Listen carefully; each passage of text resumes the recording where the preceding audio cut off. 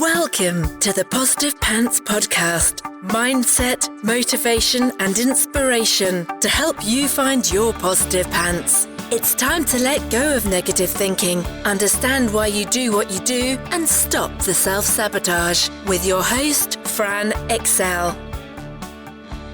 Welcome to the show. As always, it's Fran Excel, your resident subconscious success mentor, helping you find your very own pair of positive pants so you can get out of your own way and live a life that you love. If you want to stop self-sabotaging your own success and let go of the stress, then you are in the right place, my friend. Make sure you download your free Stressed to Success guided meditation at bit.ly/stress to success as my little gift to you just for being here. Please do subscribe, share and review. It really, really helps people that need to hear this message find us, and I so appreciate it. In the show notes, you'll also find details of how you can work with me and where you can get your mitts on my meditations, products, printables, programs. You can find it through the link in my bio on Instagram, which is my favorite place to hang out. So please do come join me over there at I'm Fran Excel. Tag me in your takeaways, slide into my DMs.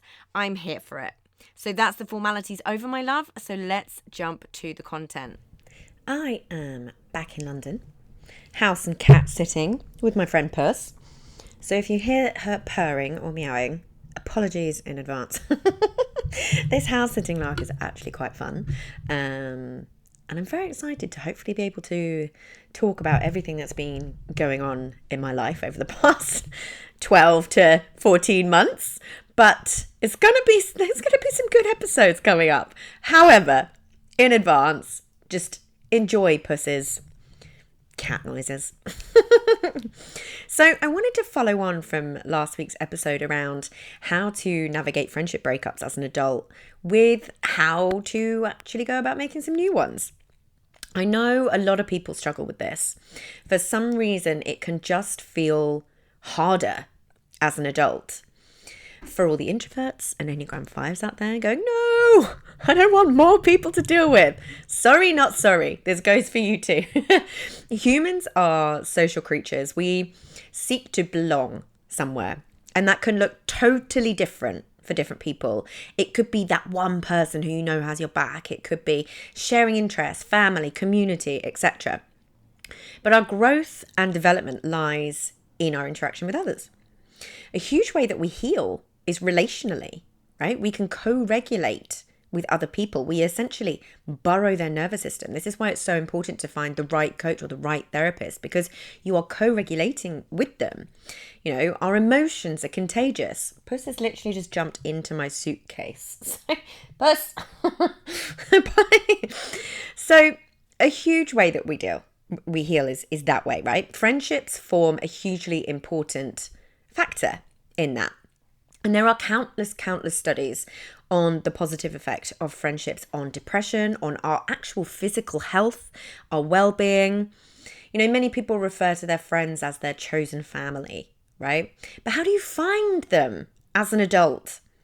So some obvious ways to find some new friends is through work, right? Remote working has caused a fair few issues in this respect because it's hugely difficult to form bonds and relationships with people if you're on your own most of the time. Companies have really recognized this, and they are adapting, with many moving to a hybrid model and certain essential days in the office. But if you work for yourself too, it's even more important to make sure that you're doing what you can to connect with like-minded people, right? This is where networking events come into play. But it's really seeking out these opportunities and not looking at them as like a negative, oh, I've got to go into the office, but seeing it as an opportunity, right, to meet some new people and to form some new bonds. And it can be incredibly lonely, let's be honest, running your own business. So the first thing that I did was make sure that I was always meeting new people, and I've made friends for life through it, right? But I really did put myself out there to go to events, to do the things, to find the people. There's something magical about just being around people who think in a similar way to you and want to achieve similar things that makes everything easier and faster. Now, there's something to be said for people who have the opposite opinions, and that's incredibly healthy too. But when you're thinking about just finding some new friends and you feel like you struggle with that, the like-minded people is probably a really, really good place to start. And then you can broaden your horizons after that.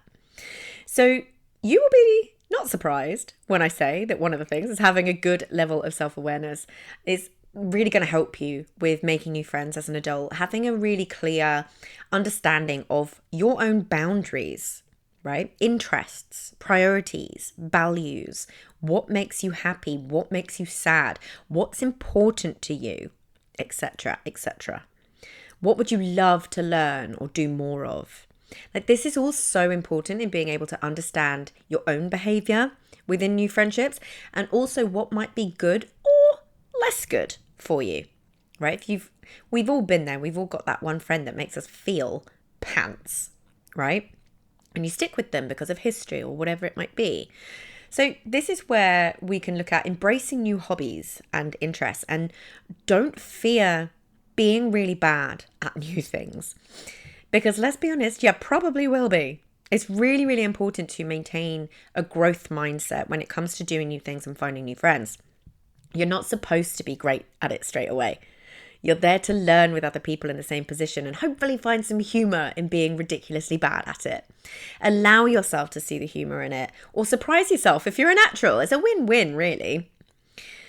And also, if you're worrying about money around this one, there are actually loads of free taster sessions and all of that sort of thing. So don't put yourself down and say, I can't do that because I haven't got the money at the moment, etc., etc. There are ways. So just do a little search and see what comes up in your local area.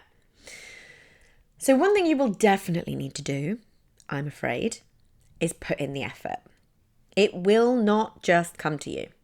So once you've done the self-exploration I just mentioned, have a look locally for classes and events and actually go. You will not be the only one on your own there. And it's always a nice talking point to find someone else in the same position, right? So the next thing you can do is say yes more. When you have the capacity to, that's really important. Don't overwhelm yourself. When you have the capacity to, say yes more. A lot of friendships form through friends of friends. What's the worst case scenario? You say yes to something, go, don't enjoy it, and leave? The likelihood is that if someone is friends with your friends, you might have some things in common. Perhaps another thing you might want to consider is volunteering for a cause that's important to you. Get yourself on neighborhood apps like Nextdoor, or make an effort to introduce yourself to your neighbors. Again, it's putting yourself out there. And if this is putting the fear of God in you, remember that this is something where you can really, really grow. It's not always going to feel hard. The more you do it and the more you put yourself in the position to feel a little bit nervous and uncomfortable and do the thing, that's how our nervous system capacity grows. It doesn't feel scary forever. I promise you. I used to be, believe it or not, incredibly shy. Yeah. And Bumble actually created a friendship version of its app called Bumble BFF. So if you're not up for dating, you can literally put yourself on there to find friends. There's also one for new mothers called Peanut. There's lots of them out there. You just need to decide what you like, where you want to put yourself, and do a little research. Yeah. The biggest thing that needs to be essential when finding new friends as an adult is to put yourself out there and be yourself. Yes, this can feel easier said than done sometimes. It's very, very high in my value system to be myself, to be authentic to myself. So I do find this easy these days. If anything, I find it harder to be less me. I don't see any point being anything else or toning myself down, because I know I'm not going to attract the right people into my life that way. Plus, it's exhausting. Rejection can be painful, but I really believe that being yourself 100% and someone not resonating with that really isn't personal the vast majority of the time. What do I mean by that? Because it sounds like it would be pretty personal, right? I mean, if you are yourself and that doesn't fit with someone else, it does not mean anything negative about you. It just simply means that you're not a match. Most people won't be in life. You're trying to match interests, values, beliefs. One of you might be a night owl, one of you might be an early bird. It's about compatibility, not being good enough. It's being different, right? Of course, opposites can attract, and having fundamental differences doesn't mean you can't or won't be friends. But what it also doesn't mean is that there is anything wrong with you or them. You just simply might not align at this time in your life for what you're looking for, in someone to spend time with. And that's totally okay. And the more you really realize this, because so many of us have so much trauma from childhood rejection, right? It makes perfect sense that we would feel this way. But I promise you, the more you do this, the more you really realize that it's not personal, the easier you will find everything. And unfortunately, that does mean putting yourself in a position to be rejected, but then being able to rationalize that and go, hang on a minute, this isn't about me. Yeah? Childhood and teenage friends can be brutal. I choose to believe that if you can learn to know your own worth, adult friendships really don't have to be that way and can actually be the opposite and be incredibly healing. I think adult friendships can bring joy, healing, growth, and so much more. You've just got to be brave and put yourself out there. There is a reason I keep reiterating that. Yeah? You got to put yourself there to find the right ones. But approach it positively and with excitement about all the fun things or deep conversations you'll be able to have. Think of it as the friendship equivalent of kissing enough frogs to find your prince. I don't really know what the friendship analogy for that would be, but we're going with it. There can be so many reasons we might be in the market for new friends. It could be that you've moved away, you've broken up with a friend or friendship group because your values no longer align. You might have gone through a big life change like a relationship breakdown, which inevitably means that people take sides, and you might have drawn the short straw on a lot of those friendships. But look forward to all the things that can come with new friendships based on who you are at your core and where you're at right now. It really is a beautiful thing, and you deserve it, and you're more than good enough. So if you got value from this and you know in your gut that now is the time to step up and start rewiring your thinking and start changing things for yourself, then join the Positive Pants Toolkit app and community so you can work out what needs to happen to get you from where you're at right now to the action-taking success you know you can be. And if you want my eyes and ears on your problems, then I work with people one-on-one and through my programs. You can find all the details to join the toolkit or book in a call in the show notes, the link in my bio on Instagram, and on my website, franexcel.com. So stop waiting for if and when and choose to change things now, because you can. I'm here to believe in you when you don't believe in yourself. And as always, I hope you found this helpful, and I'll see you next week. Bye.